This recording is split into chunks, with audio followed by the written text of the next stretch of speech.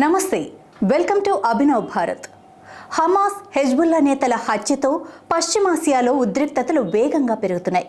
ప్రస్తుతం అక్కడ పరిస్థితి ఎప్పుడైనా పేలడానికి సిద్ధంగా ఉన్న అగ్ని పర్వతాన్ని తలపిస్తోంది.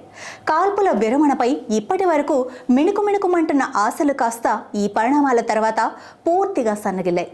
హమాస్ రాజకీయ విభాగం అధిపతి హనియే హత్య తర్వాత హమాస్ ఇజ్రాయెల్ వివాదం కాస్త ఇరాన్ ఇజ్రాయెల్ మధ్య ఘర్షణకు దారితీస్తోంది. ఇక మూడో ప్రపంచ యుద్ధం తప్పదన్న స్థాయిలో యుద్ధ తీవ్రత నెలకొంది.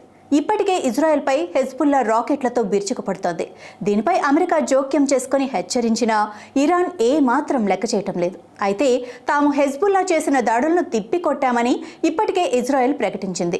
డోమ్ సిస్టమ్ ద్వారా వారి రాకెట్లను నిర్వీర్యం చేశామని స్పష్టం చేసింది. ఇదే సమయంలో ఇజ్రాయెల్ మిత్రదేశమైన అమెరికా తన సైన్య బలాన్ని పెంచుతున్నట్లు వెల్లడించింది. ఇజ్రాయెల్ దేశానికి అండగా నిలబడతామని తేల్చి చెప్పింది. ఇందుకోసం ఎయిర్ క్రాఫ్ట్ క్యారియర్ను సిద్ధంగా ఉంచడంతో పాటు బాలిస్టిక్ క్షిపణుల్ని పంపిస్తోంది. మరోపక్క లెబనాన్లో ఉన్న అమెరికా పౌరులు వీలైనంత త్వరగా అక్కడి నుంచి బయటపడాలని అమెరికా సూచించింది. మరికొద్ది రోజుల్లో అక్కడ పరిస్థితులు ఎలా ఉంటాయో చెప్పలేమని ఆందోళన వ్యక్తం చేసింది.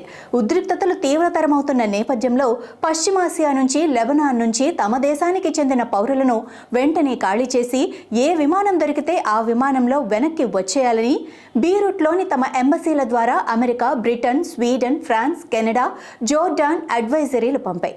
భారత్ కూడా ఇటువంటి అడ్వైజరీనే జారీ చేస్తూ బీరట్లోని ఎంబసీకి టచ్లో ఉండాలని కోరింది. ఇప్పటికే పలు విమాన సర్వీసులు మూసివేసినప్పటికీ కొన్ని కమర్షియల్ విమాన సర్వీసులు నడుస్తున్నందున వాటిలో వచ్చేయాలని అడ్వైజరీలో కోరింది. హెజ్బుల్లాతో పాటు ఇరాన్కు మద్దతిస్తున్న ఇరాక్, యెమెన్, సిరియా కూడా ఈ యుద్ధంలో పరోక్షంగా పాల్గొంటున్నాయి. ఫలితంగా మిడిల్ ఈస్ట్లో అలజడి అంతకంతకు పెరుగుతోంది. ఇది మూడో ప్రపంచ యుద్ధానికి దారి తీస్తుందన్న అనుమానాలు రేకెత్తుతున్నాయి. నాయకులారా, మీ పనితనం మీ అధినాయకులకు తెలియజేయాలనుకుంటున్నారు. ప్రజలారా, మీ సమస్యలను మీ నాయకులకు తెలియజేయాలనుకుంటున్నారు. ప్రజా సమస్యల పరిష్కార వేదిక మీ అభినవ్ భారత్.